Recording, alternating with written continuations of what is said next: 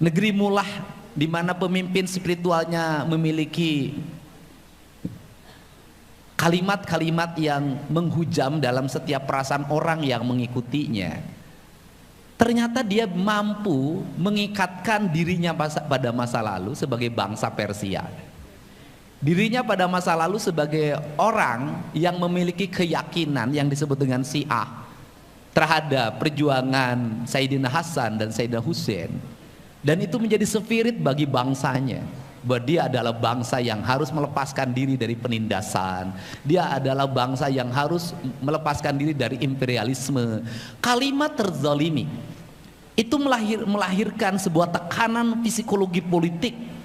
Psikologi politik melahirkan sebuah kebersamaan yang pada akhirnya menjadi energi besar dalam mengangkat derajat dan martabat negaranya. Satu kesatuan ideologi dalam sebuah sistem kenegaraan Mulah yang berbasiskan Imamiyah itu melahirkan spirit besar di mana dia mampu berdiri dengan tegak menghadapi siapapun dengan satu kalimat, kami tidak takut mati. Saya ucapkan terima kasih buat Pak Wali Kota, saya ucapkan terima kasih Kota Bogor yang ingin saya kembalikan menjadi pusatnya peradabannya orang Sunda, pusatnya kemajuan dan pusatnya harmoni, karena seluruh sendi-sendi kehidupan di Bogor. Dan ada istilah ya, bogoh ka Bogor, itu penting. Cuman saya belum dapat jodoh dari Bogor, itu masalahnya.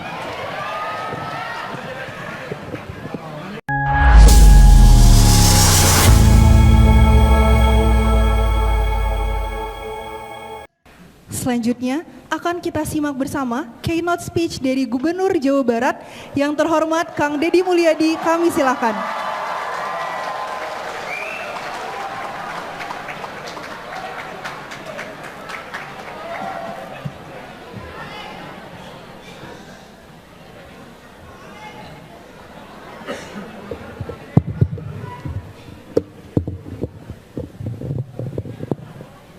Assalamualaikum warahmatullahi wabarakatuh.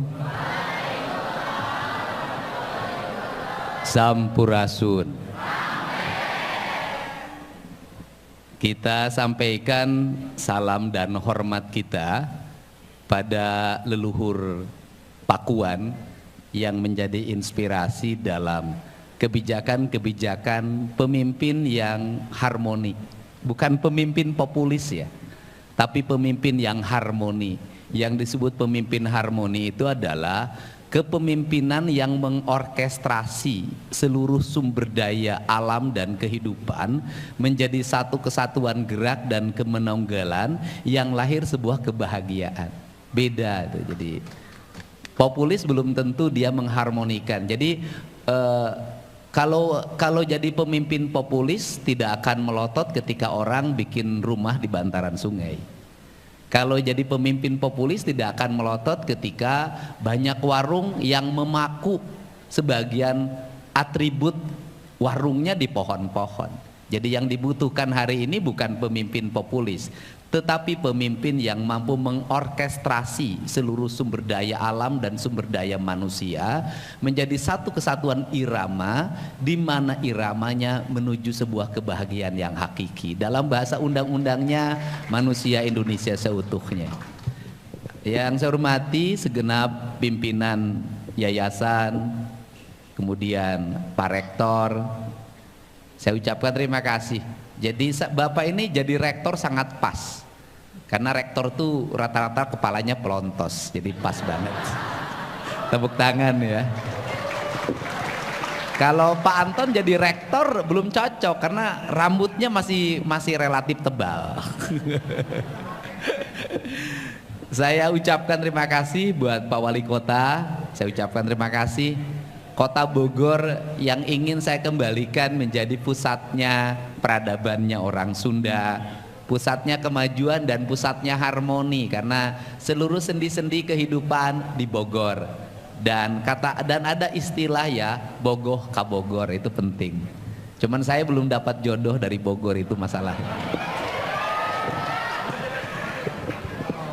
Ada Kang Ujang Komarudin, pengamat politik yang hari ini sudah menjadi tim kepresidenan bidang informasi dan komunikasi kepresidenan. Mudah-mudahan hari ini bisa mengkomunikasikan apa yang harus kita siapkan dalam mengelola sistem kepemimpinan kita kini dan ke depan. Seluruh para tamu undangan yang berbahagia, hari ini kita memasuki sebuah era di mana era itu era menuju masa depan. Tetapi ternyata setelah saya menganalisis, orang yang menuju masa depan itu rata-rata memiliki ikatan masa lalu yang kuat. Saya tidak akan mencampuri persoalan urusan perang yang terjadi hari ini antara Iran dengan Israel. Itu urusannya Komisi 1, bukan urusannya gubernur. Tetapi ada yang harus menjadi catatan penting kita. Pada sebuah negara yang ternyata mampu mengelola pikiran-pikiran akademik menjadi pikiran masa depan, dan itu diperlihatkan dalam kemampuan sains di bidang nuklir dan kemampuan sains di bidang persenjataan yang mungkin membuat kita terperangah. Negeri Mullah di mana pemimpin spiritualnya memiliki kalimat-kalimat yang menghujam dalam setiap perasaan orang yang mengikutinya. Ternyata dia mampu mengikatkan dirinya pada masa lalu sebagai bangsa Persia, dirinya pada masa lalu sebagai orang yang memiliki keyakinan yang disebut dengan Syiah terhadap perjuangan Sayyidina Hasan dan Sayyidina Hussein, dan itu menjadi spirit bagi bangsanya bahwa dia adalah bangsa yang harus melepaskan diri dari penindasan, dia adalah bangsa yang harus melepaskan diri dari imperialisme. Kalimat terzalimi itu melahirkan sebuah tekanan psikologi politik. Psikologi politik melahirkan sebuah kebersamaan yang pada akhirnya menjadi energi besar dalam mengangkat derajat dan martabat negaranya. Satu kesatuan ideologi dalam sebuah sistem kenegaraan Mullah yang berbasiskan imamiyah itu melahirkan spirit besar di mana dia mampu berdiri dengan tegak menghadapi siapapun dengan satu kalimat, kami tidak takut mati.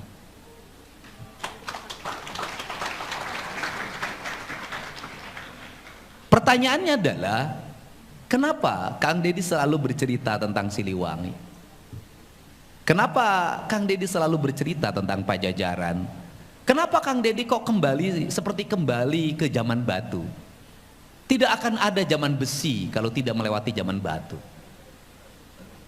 Tidak akan ada zaman sains berbasis teknologi digital kalau kita tidak menapaki batu sebagai lelaku peradaban, di mana di Bogor pemimpin besarnya meletakkan peradabannya dalam tulisan batu.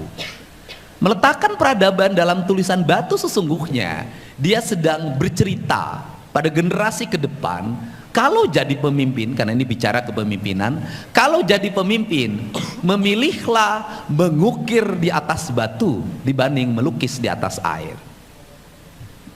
Mengukir di atas batu memerlukan satu ketekunan, yang kedua energi, yang ketiga adalah cibiran. Ketekunan adalah dia harus tekun, menyatukan pikiran dan hatinya serta energinya dalam ukiran di atas batu yang memerlukan waktu yang sangat lama, perlu kesabaran yang sangat tinggi menulis kata-kata yang lahir dari jiwanya. Kemudian yang kedua, dia harus mengeluarkan energi yang besar karena mengukir di atas batu perlu tenaga yang sangat tinggi. Yang ketiga, cibiran. Cibirannya apa? Kamu melakukan apa? Tujuannya untuk apa? Untuk apa menghabis-habiskan waktu untuk membuat tulisan di atas batu? Apa manfaatnya bagi peradaban bangsamu? Apa manfaatnya dari peradaban lingkunganmu? Kerangka pijak inilah yang secara sistemik orang lain memahami sejarah itu dibuat dalam sistematika berpikir yang melahirkan kurikulum akademis yang konsisten, yang menuju sebuah peradaban yang menjadi tujuan. Apa sih problem negeri ini, problem Sunda ini, problem Jawa Barat ini dulu adalah Pajajaran ini adalah inkonsistensi kepemimpinan, inkonsistensi sistem, sehingga semua orang tidak berangkat pada tujuan yang sama. Kenapa harus cerita Siliwangi? Karena saya ingin mengikatkan manusia pada sejarahnya. Kalau ingin mengikatkan manusia pada sejarahnya, maka manusia diikatkan pada peradabannya. Manusia diikatkan pada peradabannya, manusia harus diikatkan pada alamnya. Tidak ada manusia yang mengalami kebahagiaan di bumi ini manakala dia berpisah dengan alam dan lingkungannya. Saya punya tesis tentang itu. Saya berikan contoh kecil saja agar nanti peradaban rumah itu selaras dengan alam. Banyak orang yang membeli rumah dengan harga 150 miliar, dipusatkan di Menteng, pusat kota Jakarta. Di rumah itu ada kolam renangnya. Di rumah itu ada salonnya. Di rumah itu ada lapang tenisnya. Di rumah itu ada tempat untuk melakukan gym. Di rumah itu ada dapur yang memadai. Di rumah itu kamar mandinya luas. Di rumah itu ada ruang meeting. Di rumah itu ada ruang keluarga yang untuk dia bercengkrama dengan TV dan dilengkapi karaoke yang sangat lengkap. Pertanyaannya adalah, apakah penghuni rumah mahal itu selalu tinggal di rumah?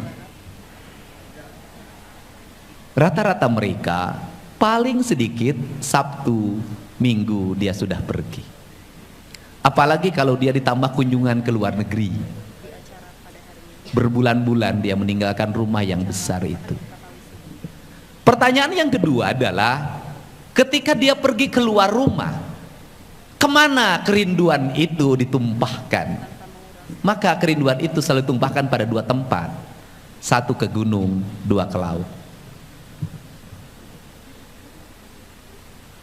Apa sesungguhnya mau dia seorang pemimpin tertinggi pada sebuah negara, mau dia seorang mahasiswa, mau dia warga biasa, secara material dia adalah makhluk gunung. Secara material dia adalah makhluk laut.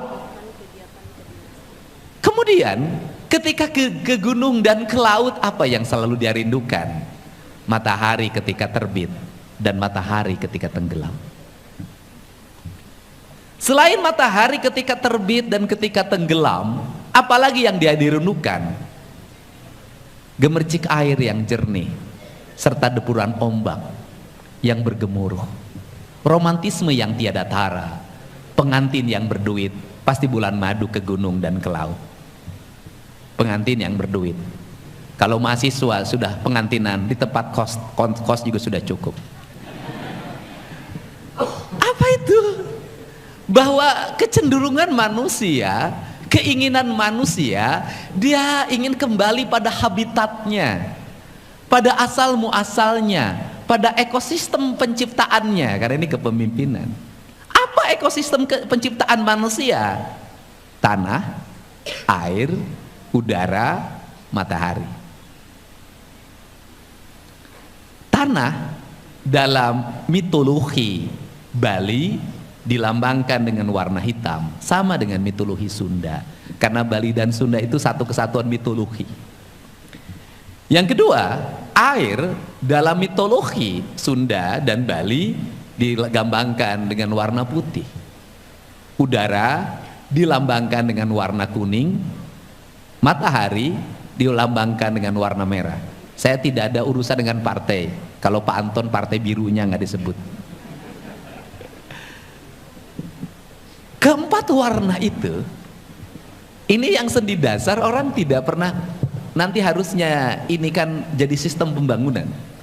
Keempat sendi dasar itulah menjadi perdebatan yang tiada berhenti di Kasana Berpikir Jawa.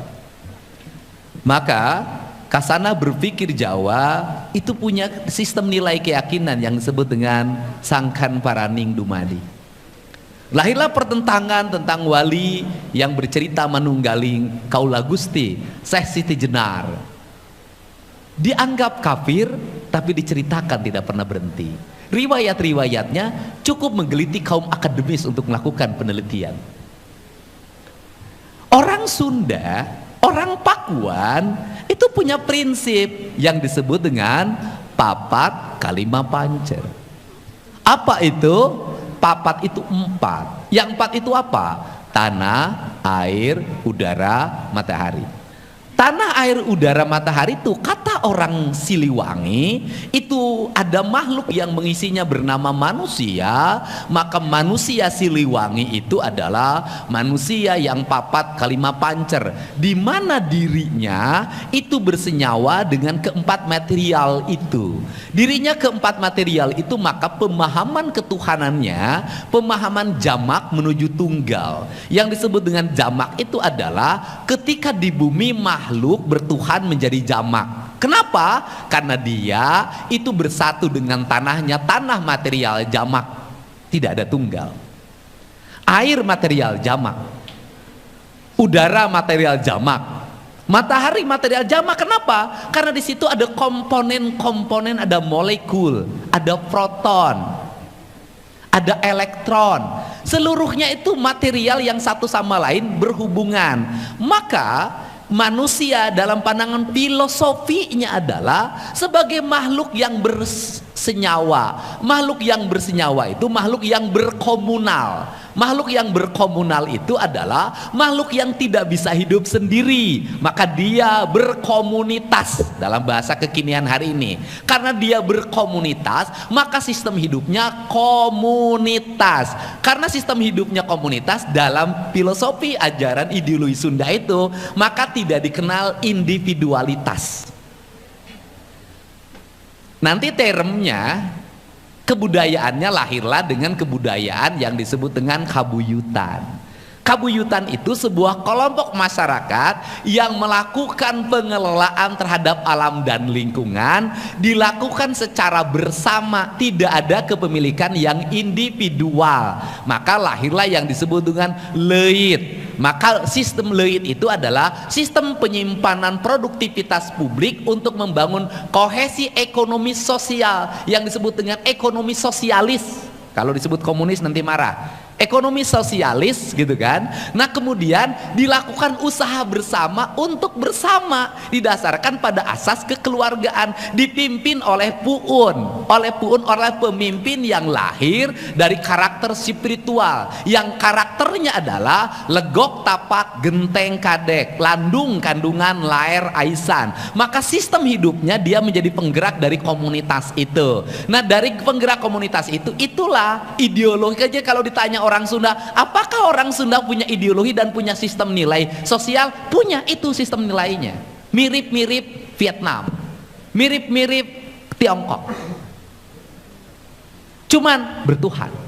Nah, orang Sunda itu memahami ketuhanan itu adalah ketika dia sudah berhasil membangun hubungan harmoni dengan alam dan lingkungannya, maka dia kemudian dia mengikuti hukumnya. Hukumnya disebut dengan hukum alam. Maka ketaatan pada hukum alam dalam perspektif pemahaman orang Sunda itu sama dengan ketaatan pada Allah yang memiliki alam dan ketertundukan.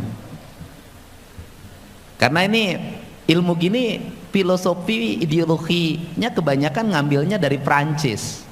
Nggak usah jauh-jauh ke Cibeo. Nih, kita ini cerdas loh.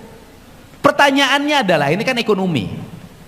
Apakah masyarakat yang berkohesi dalam hukum alam yang harmoni itu masyarakat sejahtera?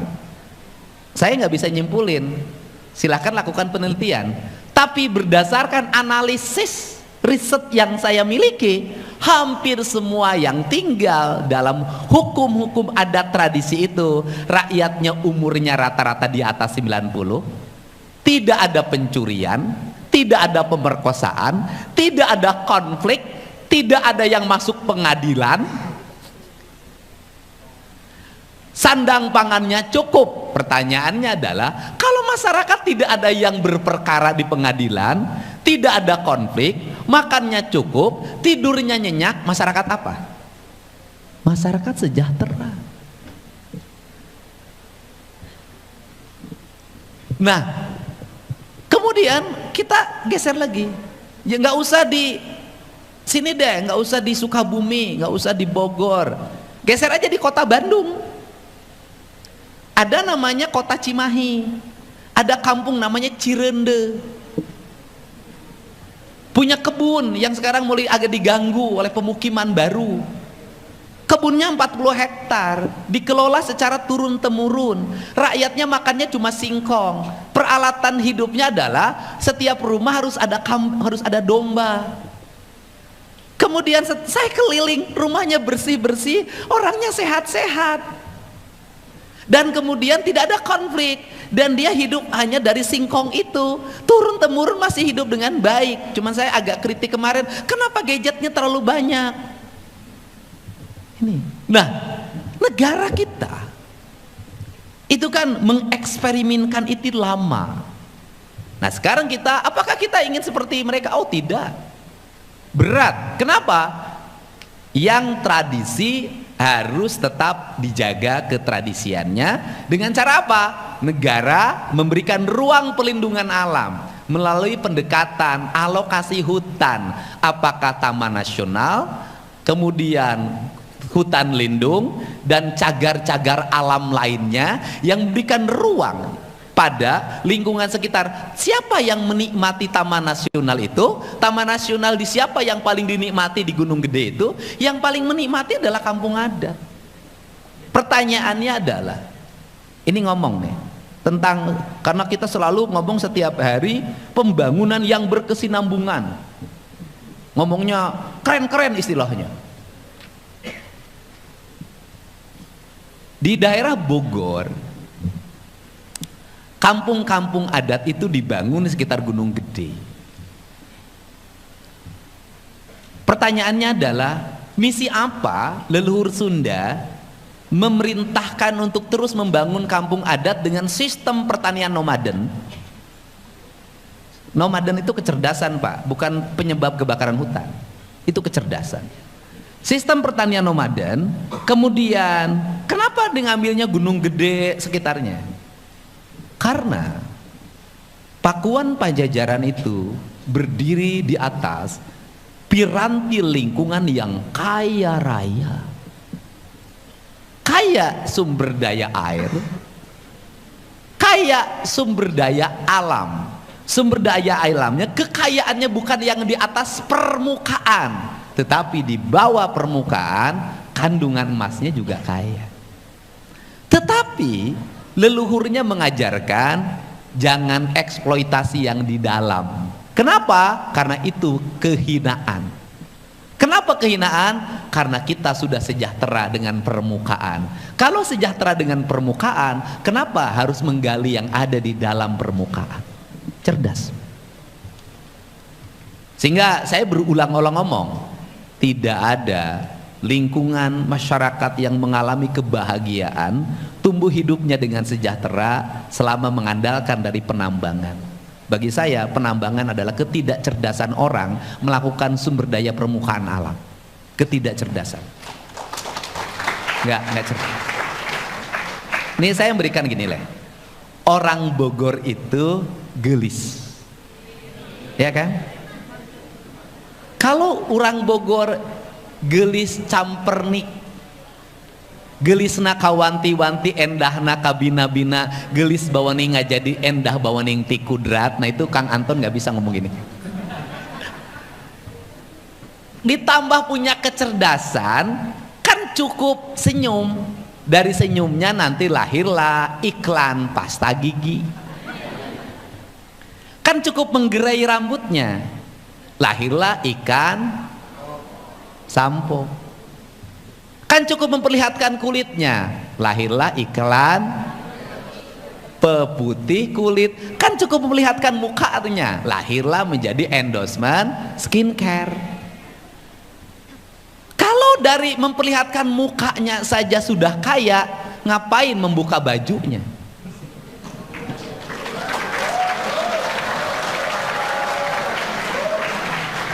Kalau sudah cantik ngapain buka baju dan celana, Bu? Jual diri. Itu jual diri loh. Jual diri loh. Nah, kalau sudah jual diri, mohon maaf, mahalnya hanya pertemuan pertama. Kedua, ketiga, udah 6 bulan, udah 1 tahun, udah 3 tahun, apalagi ketemunya jam 3 malam jatohan, gocap aja nggak mau. Pertanyaan berikutnya adalah, apakah Gunung Gede, Pongkor, dan seluruh lingkaran Bogor, kalau kemudian ditambang, diambil pasirnya, diambil batunya, diambil emasnya, terus-terusan menimbulkan pencemaran merkuri segala macam, apakah orang akan datang ke sini? Mahal nggak harga tanahnya? Jadi kalau tanah Jawa Barat itu sepenggal tanah dari surga diciptakan ketika Tuhan tersenyum, ngapain lu jual murah jadiin PSK? Nggak bisa. Saya termasuk yang hari ini ingin mengembalikan Jawa Barat menjadi putri cantik, bukan PSK yang dijajakan di pinggir jalan.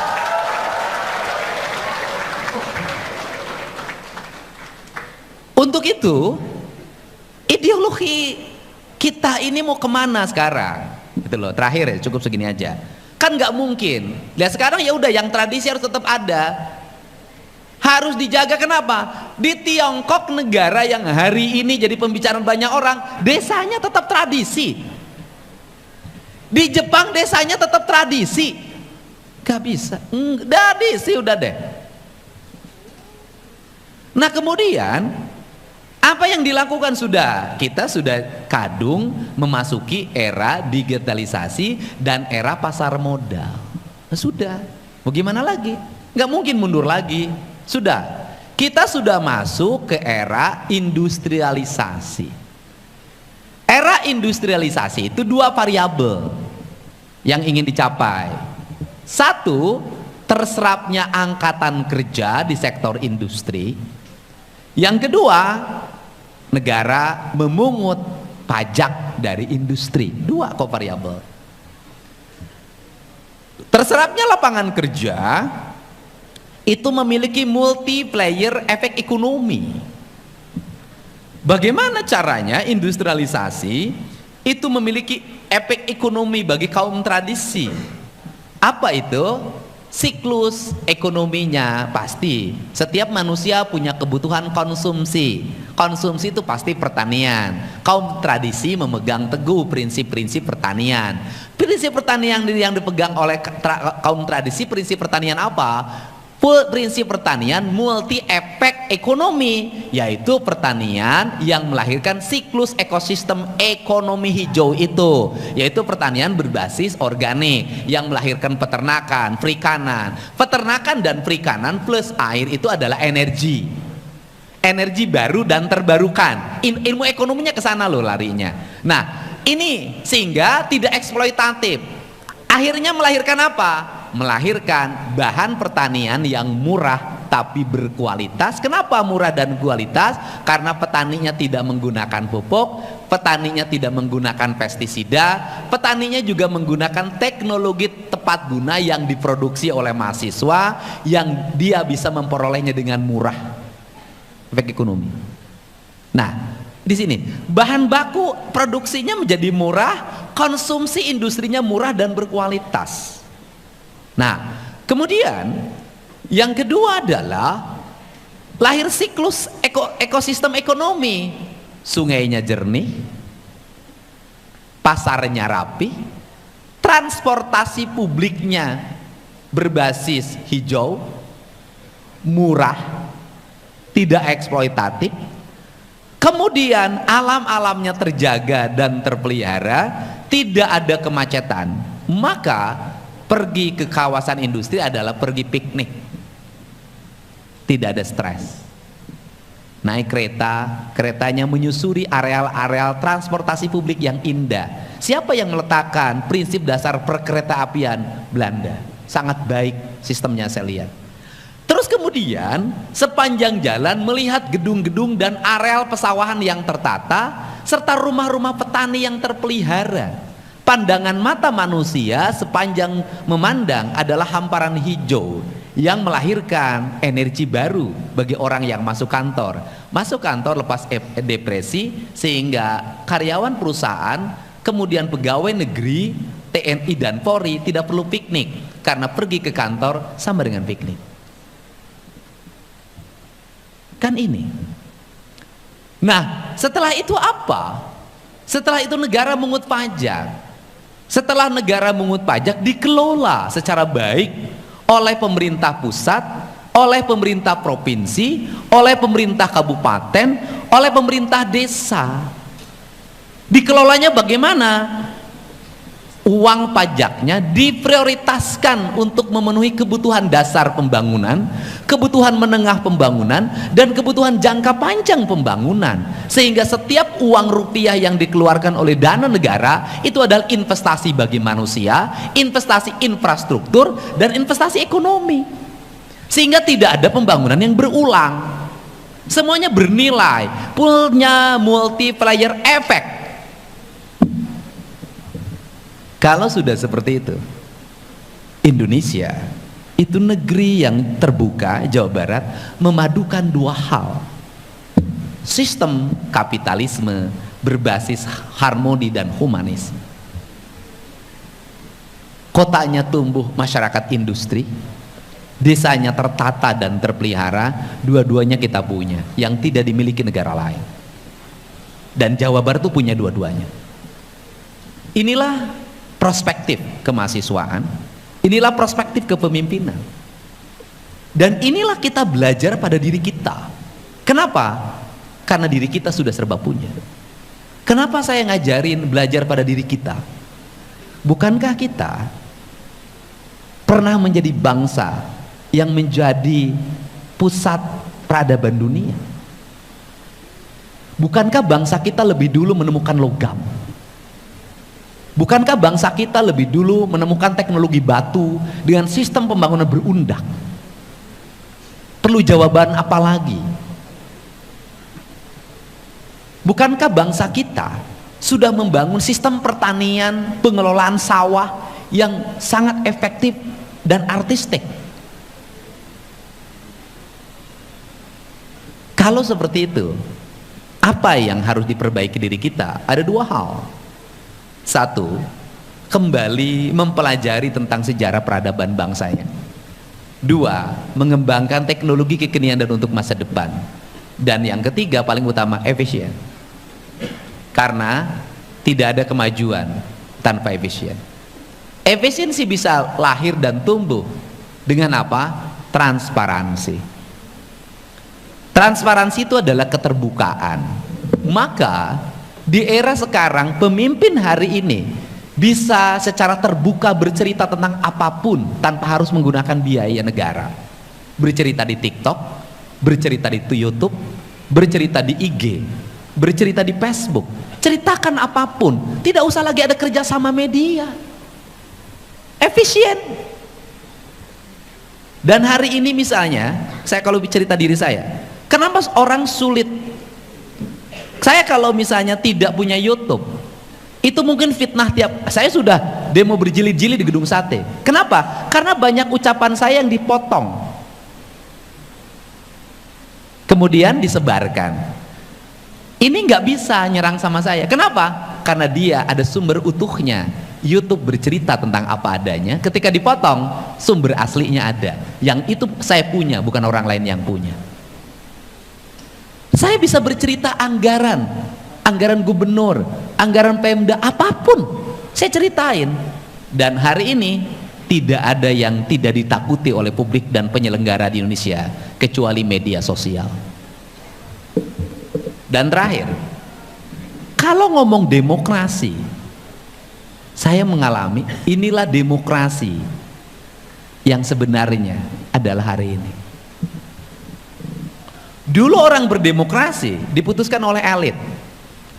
Dulu orang demokrasi diputuskan oleh organisatoris. Saya termasuk organisatoris.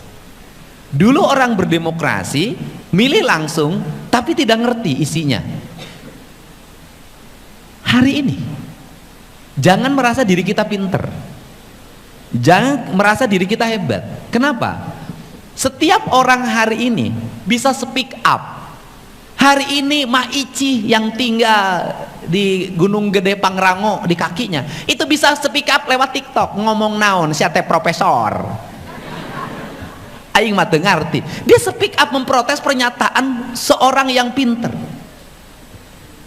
Cek nini mah orang bisa memberikan penilaian secara terbuka. Maka hari ini di negeri ini hampir yang beda dengan 5 tahun yang lalu. 5 tahun yang lalu seorang tokoh yang ngomong di TV tiap hari itu bisa dipercaya omongannya dan bisa dijadikan panutan. Hari ini nggak bisa. Kalau dia bertentangan dengan keinginan publik, tidak selaras dengan hati nurani publik, dia nggak bisa jadi tokoh besar lagi. Kenapa? Publik mengadili secara terbuka dalam setiap waktu, dan yang paling efektif mengadilinya lewat TikTok. Susah. Sampai hari ini gubernur bukan ngurus APBD, ngurus anak mau tidur. Ibunya nggak sanggup, anaknya susah tidur, susah makan, jajan terus, main HP terus. Kan akhirnya minta pada gubernur, hei anak-anakku, siapa yang susah makan? Siapa yang susah tidur? Siapa yang jajan terus? Ayo, siapa yang main HP terus? Ayo, siapa yang melawan sama mama dan papahnya? Nanti Pak Gubernur datang ya. Nanti dibawa ke barak.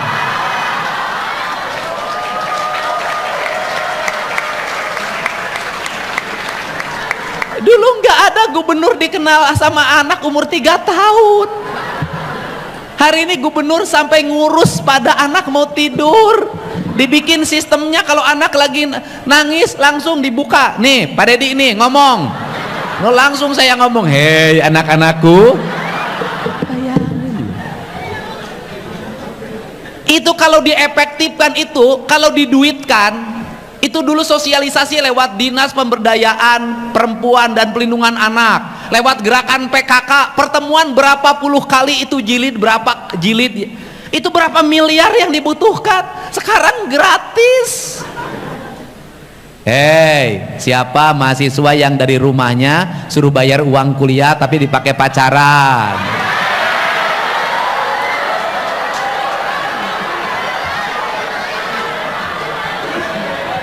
Ayo, siapa mahasiswa yang nongkrong di kafenya berjam-jam, berhari-hari, tapi uang kuliahnya nunggak? Ayo, siapa mahasiswa yang mobilnya baru, motornya baru, tapi uang kuliahnya nggak bayar? Ayo, siapa mahasiswa yang kalau ingin dapat nilai bagus deketin dosennya, pura-pura baik, sering berkunjung ke rumahnya bawa makanan? Boleh enggak? Ya boleh saja. Iyalah, jadi ya emang kita ini tergantung memanfaatkan situasi. Jadi saya mengucapkan terima kasih ya hari ini diundang ke sini. Ya saya ceritanya itu saja buat mahasiswa. Proses komunikasi publiknya itu saja, ideologinya itu saja. Jadi saya nggak akan mau ngambil filsafat yang kejauhan dari Prancis, dari Jerman. Wah, kenapa Aki Udin juga dari dulu sudah seperti itu. Terakhir, apa yang menjadi penyebab ilmu pengetahuan di Indonesia itu tidak tumbuh dan berkembang menjadi rujukan pengetahuan? Problemnya satu, karena orang Sunda, orang Indonesia itu ikhlas. Ikhlas. Cing caring cing page kancing set saring set page iket, itu pengetahuan. Siapa yang nulis? Cerita Lutung Kasarung itu pengetahuan, itu novel. Siapa yang nulis? Cerita Si Kabayan siapa yang nulis? Seluruh pengetahuan yang sangat luas itu dilahirkan oleh orang-orang ikhlas. Nah, bangsa kita itu diajarin untuk hidupnya tidak pernah mengakui terhadap apa yang dia miliki. Hidupnya tidak pernah mengakui terhadap apa yang dia ucapkan. Hidupnya tidak pernah mengakui terhadap apa yang dia lakukan. Karena mereka sudah bertuhan secara sempurna. Terima kasih. Allahumma muwaffiq ila aqwamit thoriq. Assalamualaikum warahmatullahi wabarakatuh. Sampurasun.